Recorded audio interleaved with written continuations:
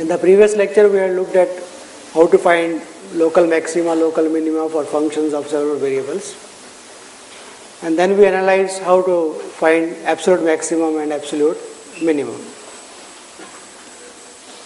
There are some certain other problems of maximizing and minimizing functions with respect to some constraints. So we'll start looking at these problems today. So in many problems, one has to find extreme values of a function whose domain is constrained to lie in a particular region in the space. So one doesn't want to find absolute maximum and absolute minimum, but one wants to find maximum and minimum for a subset of the domain. For example, let us look at some examples to illustrate this point. Supposing you are given a plane, say 2x plus y minus 3z is equal to 5, and you want to find a point on the plane which is at a shortest distance from the origin. Right? So how will you formulate the problem? So the distance from the origin is the function between, take a point xyz on the plane. The distance function is fxyz is equal to x square plus y square plus z square square root. But you want to maximize or minimize that function. Here the point is to minimize that function such that the point x, y, z should lie in the plane. So that is a constraint. We want to find the minimum value of the function such that the point lies on the plane.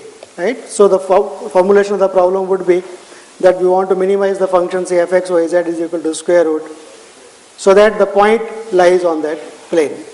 Let us look at another situation, say where a satellite in the shape of an ellipsoid, right? There is a space satellite which is entering Earth's atmosphere and begins to heat, like space shuttles and so on. They are falling down and they begin to heat. So the temperature on the surface of that satellite is a function of the point on the surface, right? So let us say after 1 hour of entering, the temperature is given by 8x square plus xyz minus x and z, some function of x, y and z, right? So you want to know which part of the satellite, which portion of the satellite, where at what point the temperature is maximum, which is the hottest point on the satellite, right? So you want to maximize this function tx, y, z so that x, y and z lie on, satisfy this relation. So these are called problems of maximizing and minimizing with constraints. The points lie in a particular domain, right? There are some constraints. So the constraint is the points x, y and z should satisfy this condition, for example. So let us put these problems mathematically. So say in two variables, we are given a function f defined in a domain D, right? And we want to maximize or minimize this function such that the points x and y where that absolute maximum or absolute minimum occurs satisfy the relation gxy equal to 0. So that is a constraint. So the function to be maximized or minimized is a function fxy of two variables. It could be of three variables also. So we will analyze the two variable problem first with a constraint that the points of absolute maxima minima should satisfy this relation. Right? So to solve this problem, for example, even for one variable or two variables, whenever we want to solve a local maxima minima problem or a absolute maxima minima problem, what we do is we assume at a point local maxima or minima or absolute maxima or minima occurs, and then something is satisfied. So we try to find necessary conditions, right? And those necessary conditions tell us how to go about locating maxima or minima for a function of one variable or two variables, right? So like in function of one variable, we said a point is a point of local maxima minima if the derivative at that point, if it exists, should be equal to 0. So that was a necessary condition. And that helped us to find local maxima minima for a general function, that we first looked at the points where it is differentiable, and out of those points we analyze whether it is a point of local maxima or local minima. Similarly, for a function of two variables, the condition was the partial derivative should be equal to 0. If a point x0, y0 is a point of local maxima or minima, then the partial derivatives at these points must be equal to 0. So to find points of local maxima minima for a function, what we do, we look at the set of points where the partial derivatives are equal to 0 and analyze among them which could be points of local maxima or local minima. So similarly, for a constrained maxima minima problem, we try to find a necessary condition, right? and then that will help us to analyze the problem also. So that theorem is given by a mathematician called Lagrange. So it's called Lagrange multiplier theorem. It's very simple to state, and it says the following. Supposing x0, y0 is a point, and f and g are two functions which are defined in a neighborhood of that point, okay, in a ball around that point, such that the function f has a local extrema. What is extrema? Local maxima or local minima, either of it is called local extrema. Has a local extrema on the level curve gxy equal to 0, right? So look at the points in the domain where gxy is equal to 0, and suppose C has a local extrema on this level curve at the point x0, y0, right? So that is, we assume that there is a local extrema with that constraint, and if certain conditions are satisfied, namely for example the partial derivatives of f and g should exist in that open ball where they are defined and should be continuous at x0, y0. So these are the conditions on smoothness conditions for the partial derivatives. If these conditions are satisfied, and of course gx0, y0 should be equal to 0, the point where you want to analyze, you want to say there is a local maxima or minima, that should be in the level curve anyway. So gx0, y0 equal to 0, and the extra condition is that the gradient of g at that point should not be equal to 0. If these are satisfied, then the relation is, it says that the gradient of f must be scalar times the gradient of g at the point x0, y0, right? So it says if a constrained maxima or minima is going to occur on a level curve gxy equal to 0 at a point x0, y0, and if those smoothness conditions are true, then this relation must be satisfied. Clear? So this is going to be a necessary condition. So when you want to analyze whether a point for a given function and with a given constraint, what are the points of local maxima, minima or absolute maxima, minima, then we'll solve these equations, right? This is a vector equation. So there are three equations in, right? There are two equations, partial derivative with respect to x at x0, y0 is lambda times partial derivative of g. Similarly, partial derivative of f is equal to lambda times partial derivative of g. Two equations. What is the third equation? gxy equal to 0, right? So we got three equations in three variables. The variables are x0, y0 and lambda. Three equations in three variables. One solves them and finds the points x0, y0. And at these points, you see the values of the function, compare, which is the largest gives you the maximum value, which is the smallest gives you the minimum value. So let us prove this theorem that this is a necessary condition for the constrained maxima and minima. The proof is very simple actually. It is the application of implicit function theorem. So since the gradient of g is given to be not equal to 0, so at least the one of the components either gx or gy is not equal to 0 at the point x0, y0, right? One of these components should not be equal to 0. So let us assume one of them, so gy x0, y0 is not equal to 0. Then gxy, z is equal to gxy, that is a function of two variables, x and y are related by an implicit equation gxy, right, equal to 0. Because this is not equal to 0, we can apply implicit function theorem and determine y in terms of x, right? So the implicit function theorem says I can find a function y in the neighborhood of the point x0, y0, such that gx, yx is equal to 0 for all the points in that neighborhood. Y can be solved in terms of x, theoretically, implicit function theorem. And the partial derivative of g with respect to y is not equal to 0. That is a sufficient condition for implicit function theorem. So once that is obtained, so you got gx, yx is equal to 0 for all x in that neighborhood, right? So treat this as a function of one variable now. A function of one variable x in the neighborhood of the point x0, y0. So if you differentiate both sides with respect to x, what you will get? If you differentiate this equation with respect to x, what you will get? Gx plus, right, the partial derivative of g with respect to x plus the partial derivative of g with respect to y into y dash must be equal to 0 at that point x0, y0. So by chain rule applying to it, we get one equation that gx x0, y0 plus gy at x0, y0 into the partial derivative must be equal to 0. That is just saying that g can be solved, right, from the given equation g implicitly, y can be solved in terms of x, nothing more. Till now we have not used the fact that x0, y0 is a point of local maxima minima on that level curve, right? So let us use that fact. So f is a function of two variables, and at the point x0, y0, there is a local extremum. So consider the function phi, which is phi x comma yx, right? On that level curve, we already know that y is given by yx. So I can write this function, if I want to analyze the function f on that level curve, what is x and y? X comma yx. So the function on the level curve is given by f of x comma yx, right? And this I know has a local extremum at the point x0, y0. And this is a function of one variable. So it has a local extremum at the point x0.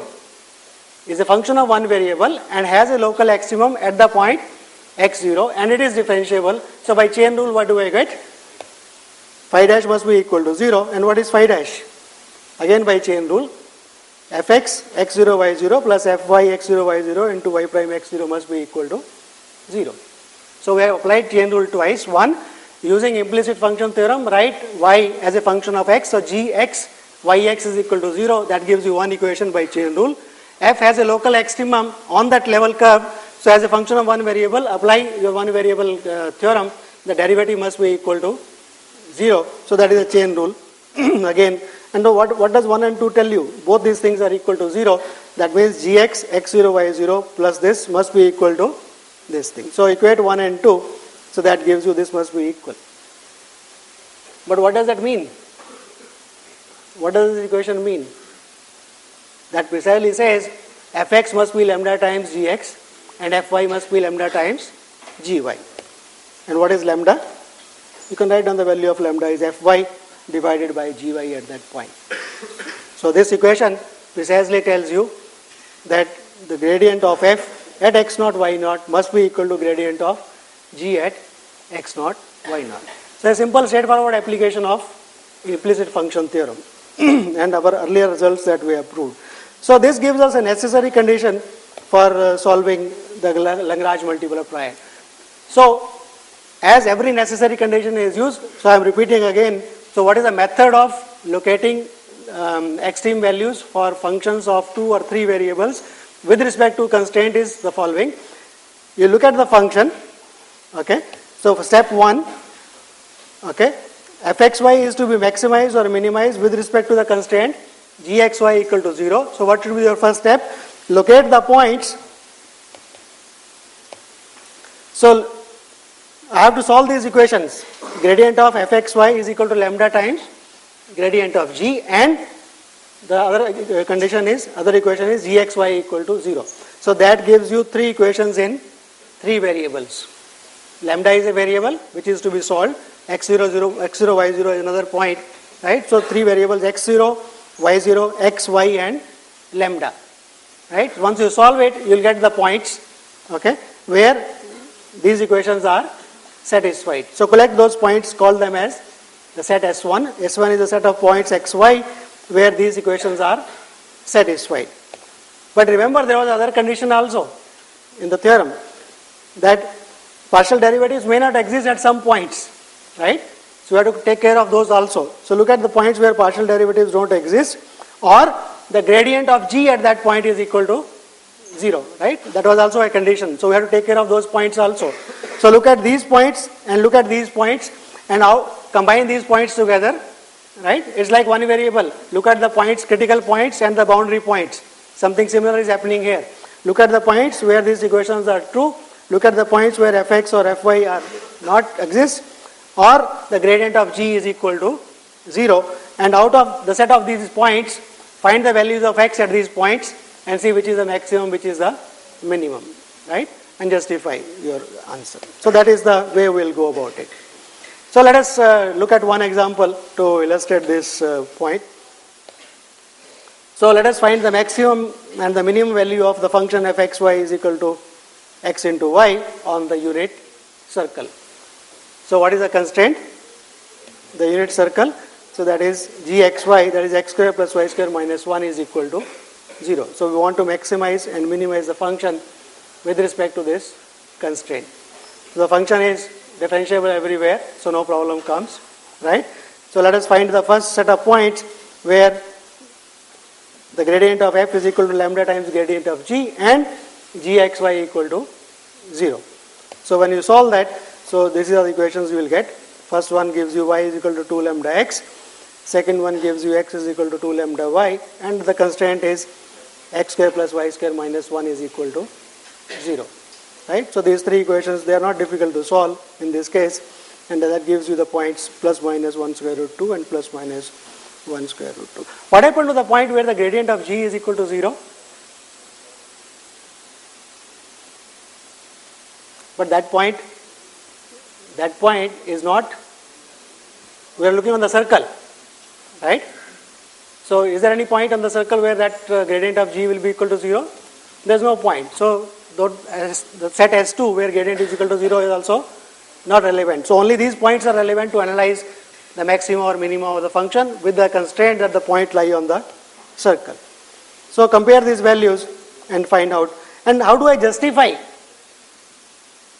See, one has to justify that the largest value that you are getting out of these points is actually the absolute maximum on that constraint. Right? You have to justify that point somehow or the other. But the point is the function fxy equal to x into y is a continuous function and the unit circle is a closed bounded set. So absolute maximum and absolute minimum on that domain positive will exist. They will exist positively. And we have found the largest value and the smallest value. So they must be the absolute maximum and absolute minimum with respect to that constraints. See, Lagrange method only gives you a sufficient, necessary condition, right? It does not tell you that necessarily this will be so. It says if there is a maximum, then this happens. And you are looking at the points, possible points where this maximum can happen. Now you have to justify that which one is the absolute maximum or which is the absolute minimum and why. Right? The justification has to be done by looking at the problem. Let us look at one more problem. So that is the answer that it attains maximum value at that point. So compare the values and then say that this is the maximum value and that is the minimum value at those points on the unit circle. Method is clear, right? So you have to solve equations gradient of f is equal to lambda times gradient of g and the constraint gxy equal to 0. And of course look at the points where gradient of g is equal to 0. Let us look at one more example. I want to find the minimum value of the function x square y square with this constraint. So the constraint is gxy is equal to, that is x minus 1 cube minus y square equal to 0. Okay.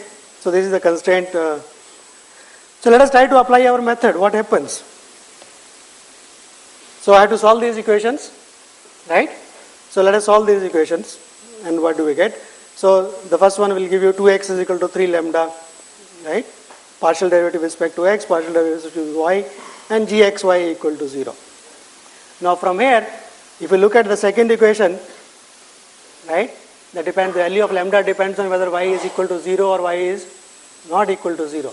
If y is not equal to 0, then you can cancel out y from this and that gives you lambda is equal to minus 1. But when you put in this equation, lambda equal to minus 1, you will see that this equation has no root at all. It is a quadratic which has no real root at all. So that means y equal to not equal to 0 is not possible solution of this system of equations. So y equal to 0, then you find if y is equal to 0, what is the value of y equal to 0, what is the possible value of x from the constraint. That is the relation between g, x, y. If y is equal to 0, that gives you the value of x to be equal to 1, right? So that gives you the point. So that gives you no solution. So 1, 0 is the point. On the point 1, 0, g of gradient of f, g is equal to 0. Sorry. And the gradient of f is equal to 2, 0. Okay. So what happens?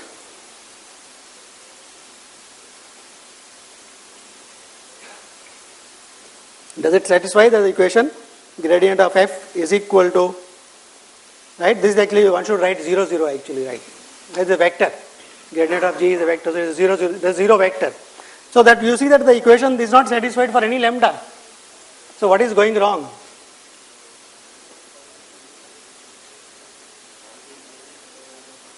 Something has gone wrong, right? this example says, thou we have solved everything and you find at those points this equation is not satisfied, that relation is not satisfied, the necessary condition. So something must have gone wrong. The only that gradient of g equal to 0 or non-zero might have gone wrong, because other conditions are satisfied. So let us check that, right? So that cannot be dropped. So that condition in that theorem, right, that gradient of g is not equal to 0, because that was essential to apply the implicit function theorem, remember, right? Gradient of g is not equal to 0 implies that either the partial derivative of g with respect to x or y is not 0, and hence you can solve one in terms of the other. So that condition is necessary and you cannot drop that condition. But that doesn't mean you cannot solve this problem, maximum minimum problem. Only says that Lagrange multiplier method is not applicable in this case, right? You may be able to solve that problem by some other method. For example, if you look at the function is a distance function and you are trying to, right, on the point is on the surface, right, on the curve actually x minus 1 cube is equal to y square. So you can solve the problem geometrically actually. Just by geometric considerations, you can say the minimum value of the function is 1 is attained at the point 1, 0. Right? So this is just a point to indicate that every theorem is not applicable everywhere. Right? You have to see whether the conditions are satisfied or not and apply that method. Similar to like L'Hopital's rule, you need not apply blindly everything and say that yes, L'Hopital rule will always give you limit of a function. Right? Sometimes L'Hopital rule may not be applicable, but that does not mean that the problem cannot be solved. You cannot find the limit. There will be some other method by which you can solve, right? So, these kind of things one should keep in mind. So, we have done only for functions of two variables, right? fxy to be maximized or minimized with constraint gxy equal to 0. If there are three variables, same theorem holds actually, we will not prove it. But the only thing is the number of equations will increase. So, you will have gradient of f is equal to lambda times gradient of g, and you will have a function of three variables constraint g, x, y, z is equal to 0. So, you will get four equations in four variables. That is the only complexity that comes into the picture, otherwise the method is same. So, for three variables you have to solve fxy, gradient of f is equal to lambda times gradient of g and gxy equal to 0. And of course, the point gradient of g should not be equal to, that condition always will stay, to imply implicit function theorem for functions of three variables. Okay? And then analyze and find maximum. So let me just quickly go through one problem which is illustrative in one way. I will show you why. So let us we are given a surface z square is equal to xy plus 4. Okay? And you want to find a point on that surface which is closest to the origin. So what is the function that you want to minimize? fx, y, z is equal to x square plus y square plus. See, minimizing the square root of this function is same thing, right? I just forgotten the square root here. Because if you want to minimize the actual distance, that is square root of this function, but that minimum is same as locating the minimum for this function. Only the value will change. The point where the minimum occurs will not change. Only the value of the function will be square root or this thing. And the constraint is this. Now let us, before even starting to solve this problem, let us look at what kind of domain we have got. We have got this surface x, y and z in R3 where, right, this is gxy equal to 0. Okay. So if you look at these points where, right, now you can see that this is not a bounded, it's not a bounded domain where you want to analyze the function. The points, right, this is equal to 0, that is not bounded. Because you can make x and y as large as you want, you can choose point x and y and z far away so that this relation equal to 0 is satisfied. Is that okay for everybody? That this is not, this equal to 0 is not, so let me write. So the set x, y, z where g, x, y, z is equal to 0 is not a bounded set on which you are trying to maximize or minimize the function. Is it clear to everybody that this is not a bounded set? Because you can choose as large a value of x, y and z as you want so that this is equal to 0. For example, you just want x plus y into 4 is equal to z square, right? You can make it as large as you want. Still the equation will be true. You can find points. So this is not bounded. So how do you ensure that when I apply Lagrange's method, I'll get a minimum value. Right? The domain on which I want to maximize or minimize, I want to minimize here, right? How do I ensure that Lagrange's method will give me some points where possibly the absolute maximum or minimum can occur, and I'll pick up the smallest value? Then how can I say that that is actually the smallest value? So some way we have to ensure that Lagrange method will give us the required point. We have to justify that, right? So the idea here is, for example, in this case, it's not very difficult. Let us pick up some point on this surface, okay? Let us pick up this surface, right? We pick up some point on the surface and look at a sphere of that radius, okay? Look at a sphere, closed sphere of that radius. Supposing I am able to minimize the function in that sphere. Supposing I am able to minimize the function in that sphere, then that will be the minimum value of the function over the whole surface also. Is that clear to everybody? On this surface I pick up a point and I draw a sphere of that radius. Look at this closed bounded domain, right? Inside the sphere, the points of the surface which are inside the sphere, okay? That is a closed bounded set. Parts of the surface which are inside the closed sphere of radius r, okay? And supposing Lagrange method gives me a minimum value of the function in this part of the surface, then that must be the minimum also. Because if you go out, the value will be increasing, the distance will be only increasing, right? If I take any other point on the surface, if you go bigger, then the distance will be increasing only, and you are looking at the minimum only. Is this point clear to everybody or not? Because you are looking at the minimum value, that is the distance, okay? As you go far away, further and further, the minimum, if it occurs in a smaller thing, that has to be the minimum everywhere also. Because if you go away, you are increasing the minimum value, possibly. So the idea is, so this ensures that the Lagrange method will give you the minimum value.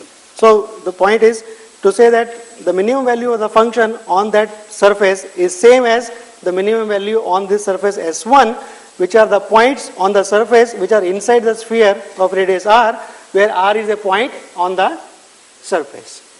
Okay, we want to minimize on that, inside that surface.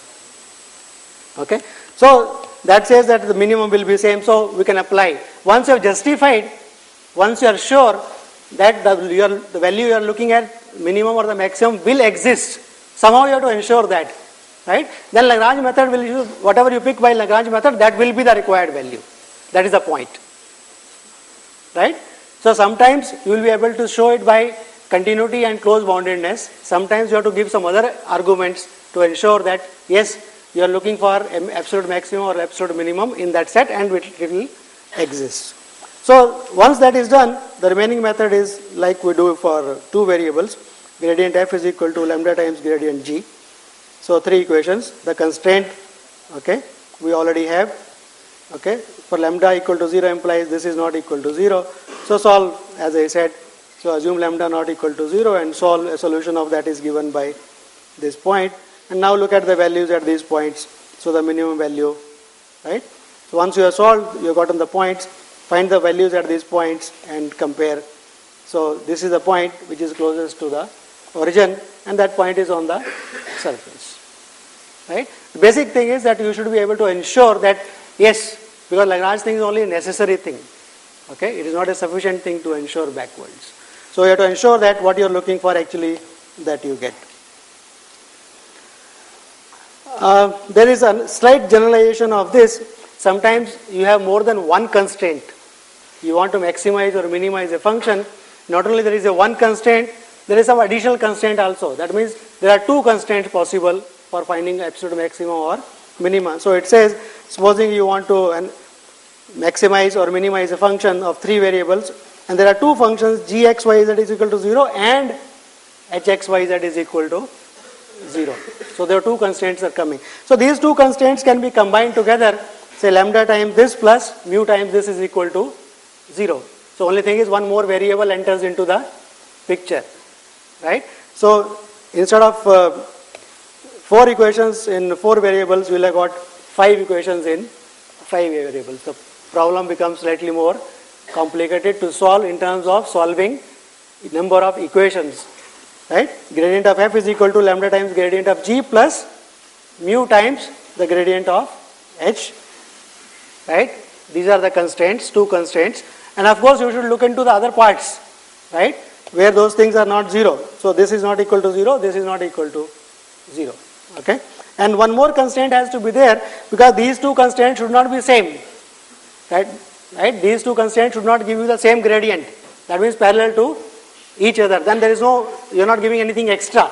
So gradient of g should not be parallel to gradient of h, because they should be really different constraints. Otherwise you are not giving anything extra, right? If the gradients are same, essentially, because the gradient is going to give you implicit function theorem.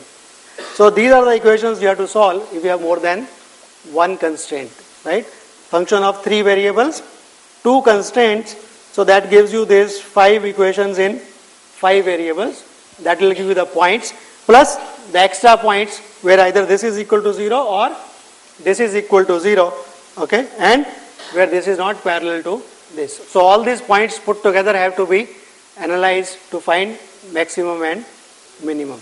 So you see, even a simple problem in 3 variables, if you just add one more constraint, becomes really complicated to solve from even computation point of view, right? Formulation is okay, even from the computation point of view, solving system of 5 equations in 5 variables. If you try to solve it manually, you will end up in a lot of problem probably, unless the equations are very simple to solve. You may take a lot of time, and at times you may not be actually able to find an exact solution, right? Because fractions and such things will enter into picture and so on, and these constraints. So solving a system of equations, m equations in n variables, that is a part of a subject called linear algebra. So that you will be studying next semester. How to solve a system of m equations in n variables, how to write down solutions for that, what is a systematic way of solving such equations. Can this method be put on a computer? Can one write down a program for solving 1000 equations in 2000 variables? Right? One cannot be doing it oneself. Predicting monsoon, how many equations and how many variables are required, you don't know. Predicting what will be the produce of grain in India, right, depends on so many factors. Weather plus region plus how the farmer uses manure and such things, many other constraints come on. So solving practical problems, planning, right, or predicting requires solving a huge number of equations in huge number of variables. And one has to have a systematic method, a algorithm, which can be put on a machine, so that machine will do the job for you and give you, if not exact, at least approximate solutions after floating decimals and so on. That itself is a subject. How many decimal places you should forget so that you get a better solution or a good solution. What is a good solution called? All those come under what is called numerical linear algebra. So that goes in numerical analysis and numerical methods, techniques. So that is another subject altogether different one, right? So as you increase your problem, the complexity, you see that many different things enter into picture to solve a mathematical problem or a physical problem. So I want to say here that solving a system of 5 equations in 5 variables can be a tough job. So, but this gives a method at least of analyzing such problems once you are able to have programmed things and put it on machines. So this is what is required. I just want to give you a very simple example to sort of fix this idea. Don't take it that as I do tick, tick, tick, and you can compute that fast yourself also. Just to illustrate the idea. Try to sit down and solve it. So there are 2 planes given, okay, and I want to find, so they will intersect somewhere. The 2 planes will intersect, they will intersect in a line, right? I want to find the point on the line which is closest to the origin. You can solve this kind of problems geometrically also, but that is not the idea. The idea is to illustrate how these techniques of Lagrange multiplier method is useful in solving such kind of problems. So there are 2 constraints, right? So this is x plus y plus z minus 1 is equal to 0, that is g. hx y z, 3x plus 2y plus z minus 6 is equal to 0. And what is the function that you want to minimize? fx y z is equal to x square plus y square plus z square. Okay, so that is the function. These are the 2 constraints. So once you do that, you have to solve, right, partial derivatives equal. So that gives you three equations. Okay, lambda and mu. Partial derivative of f is equal to lambda times partial derivative of g plus mu times partial derivative of h. So three equations from there, and there are two constraints. So there are five equations in five variables, x, y, z, lambda and mu. One has to solve it. So some method is substituting, cancelling and so on. You reduce the problem to, essentially the idea of solving a system of equations is normally reduce the number of variables by substituting one variable in terms of other in the previous equations and so on, and try to solve it. So here if you do it, you get two equations in lambda and mu, and then from here you can find the values of mu 0 is equal to 0 this, lambda 0 is equal to this, and the point you get is. And whether this is a point is the minimum, again you have to justify. You have got a point, Lagrange method gives you only 1 point. Whether that is a minimum or not, I don't know. Again, you can apply the previous kind of technique, right? You take a point and take a sphere, the minimum of it is inside the sphere, that will be, right?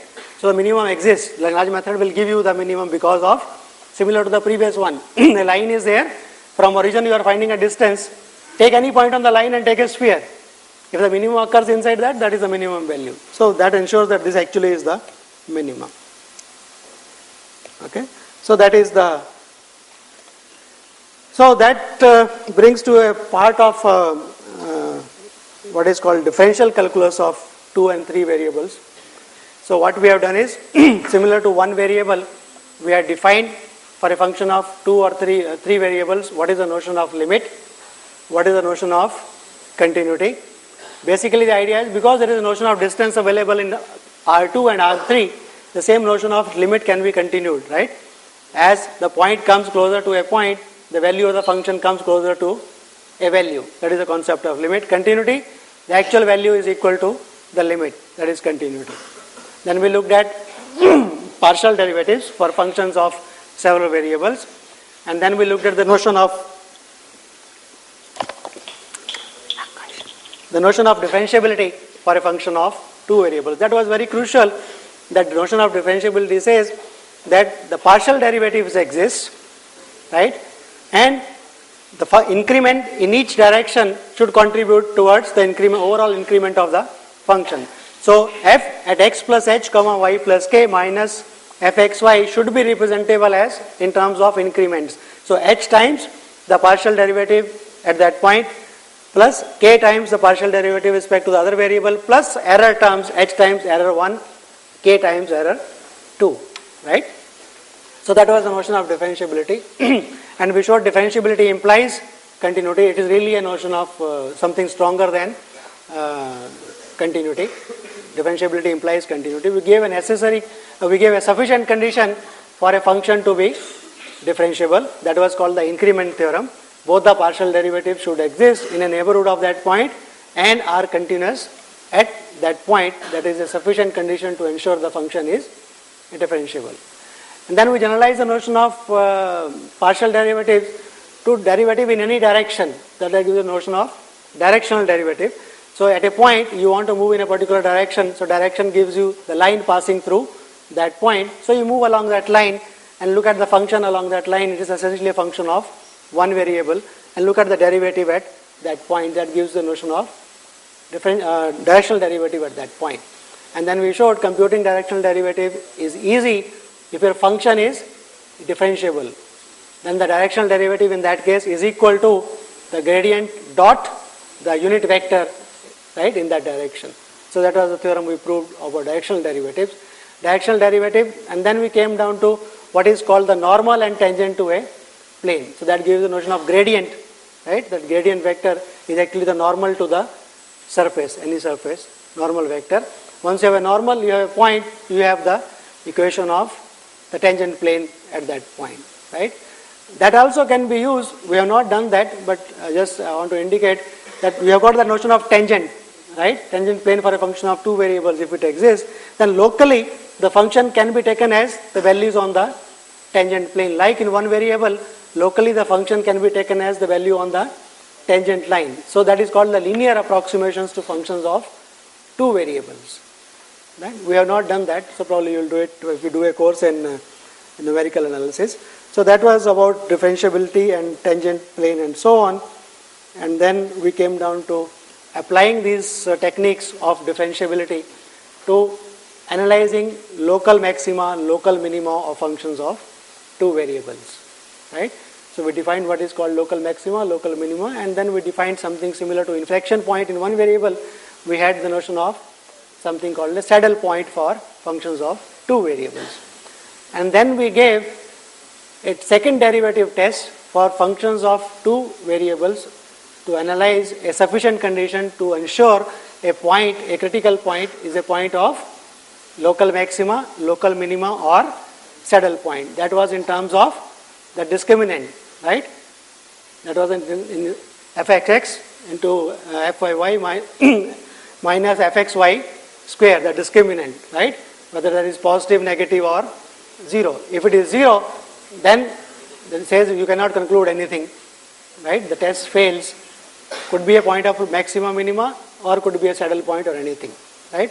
When it is positive and fxx is positive, you get a local minimum.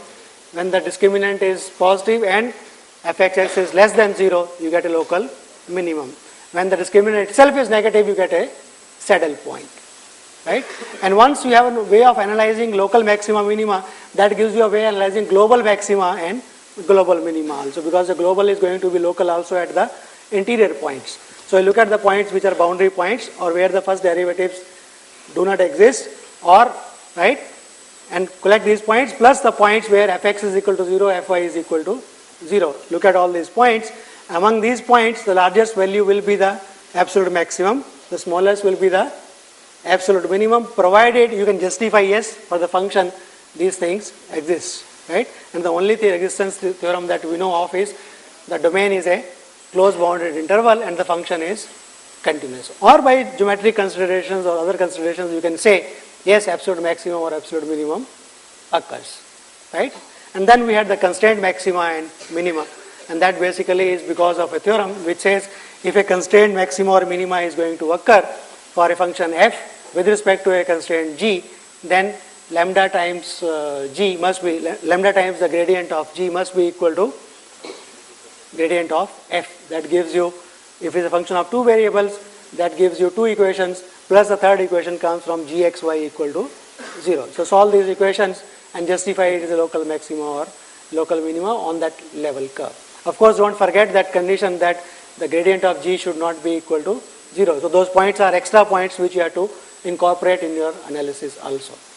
And then for more than one variable, right, same thing extends, only the number of variables increase, and more than one constraint, then you get lambda and mu, right? Lambda of gradient of f is equal to lambda times gradient of g plus mu times gradient of f plus the constraints g is equal to 0, h is equal to 0. The number of variables, number of equations increase, but the basic philosophy remains the same. So that is maximum, minimum of. So once having done that differentiability, let us come to the other part of calculus, that is integration for functions of two variables. For a function of one variable, our motivating idea was that we wanted to give the notion of area, the geometric notion of area below the graph of a function, a mathematical meaning.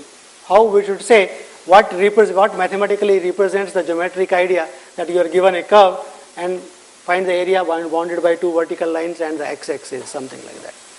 Let us look at the function of two variables, the graph of a function of two variables. Supposing z is equal to fxy is a function, right?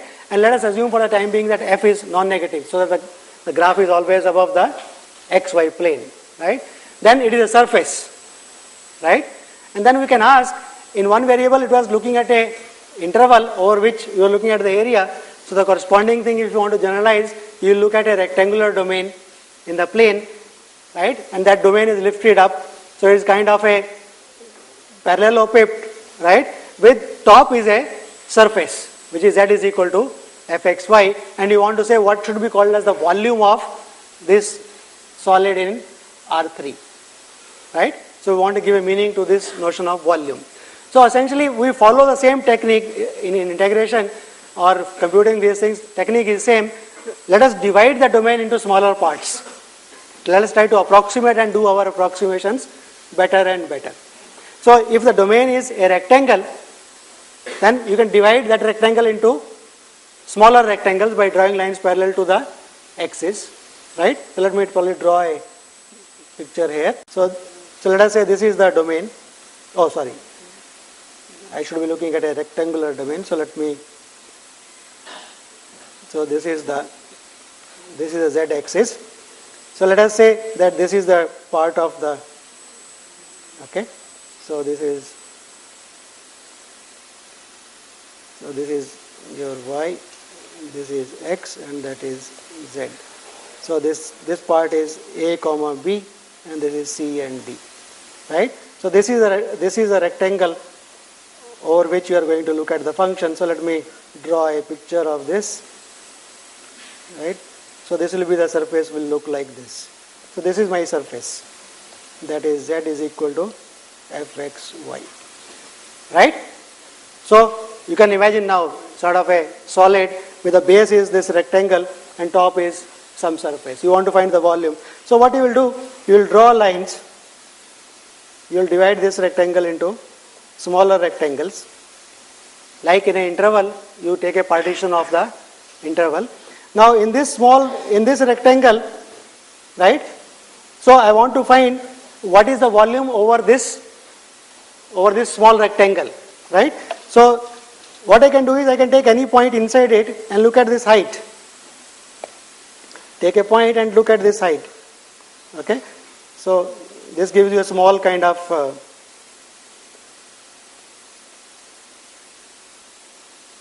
this is a small rectangle I am taking. Take a point here, okay, and take this height. Any point you can take, because the rectangle is small, you can assume almost the height is same everywhere. Right? You can imagine the height is same everywhere if the rectangle is small. So what will be the volume of this then parallelepiped? You can think it as a kind of a perfect parallelepiped. So the area of this small rectangle into the height, that is equal to fxy for a point in that. But that gives you approximate volume. So add up all these volumes together, that gives you approximate volume, and try to make this rectangle smaller and smaller. That means try to take a limit so that the area of these rectangles go to 0, like the norm of the partition goes to 0. So that is the basic idea. So we just define that way, but we'll show you how to compute that. So let me, what is the problem to be? So D is the rectangle, okay, over which we want to do that. So this is, picture was already there, okay. So at this point, this is the surface, okay, covering it. So we divide into smaller portions and approximate. So let us say that there are so many rectangles that you got A1, A2, AN. For each rectangle delta AI, pick up a point and take the height. Okay, take a point and look at the height. So this is the height, this is the area. So that gives you the volume of that small portion over the rectangle delta AI. Add up all these things, right? So this is what sort of small rectangle looks like, parallelepiped with that area delta AI. So that is, and add up all these things, that gives you a sum. We call it as SPF, still in the name of, for the Riemann, like Riemann sum in one variable. Take arbitrary point in that partition and take the arbitrary height, right, corresponding to that. And now try to make this delta AI smaller and smaller. So that is the basic idea. And we just write it as a theorem, write it as a definition that D is a rectangle, F is a function which is given to be bounded. You can define similarly the partition. So what should be called as the norm of a partition? That is the maximum of the length and maximum of the breadth of the, you need not have equal partition, right? You can divide into any kind of rectangles, but you want the rectangles to become smaller and smaller. That means the length and breadth both should go to 0. So look at the maximum of the length and the breadth, call that as a norm. So take the limit, okay, so that is called the norm, and take the limit of that sum. If it goes to some value, if that limit exists, that you call as the double integral of the function f over the rectangle AB cross CD. Okay, so just keep in mind the intuitive idea. We are not going to compute double integrals or integral of a function of two variables by this method. Okay, for computation it becomes too tedious a process to compute by this method. But keep in mind the basic idea is same, whether it is a function of one variable, two variable, three variable, line integral, that arc length, surface of revolution, everywhere the same idea continues. So let us say that, so the basic idea is look at the approximate sums and take the limit as the norm of the partition goes to 0. If that limit exists, you call that as the double integral. Let me just look at a very simple example. Let us look at the function on the defined on the rectangle AB cross CD, and fxy is equal to a constant function. The function is a constant. I mean, testing whether our things is okay or not. What we hypothesize actually gives you the geometric nice things or not. So the function is a constant function. So what does the graph look like? Is a plane. So actually you are looking at a box and calculating the volume of that box. So what should be the answer geometrically? A height, length into breadth, the area into the height, that is R. That should be the volume. And let us see how do we compute that using that. But look at the sum, SPF. So you are looking at a smaller area, right? Delta AI into the height. But the height is same for every rectangle. So height comes out in that sum, approximating sum R. So what is inside? Sigma delta AI. So areas, but you are adding up the areas only of rectangles, which is precisely B minus A into D minus A. So actually is that only. Is it clear how this comes for the constant function? Because in that sum f of xi yi delta ai, f of xi yi is constant that comes out into summation delta ai, which is the area. Okay, I think probably let me stop here.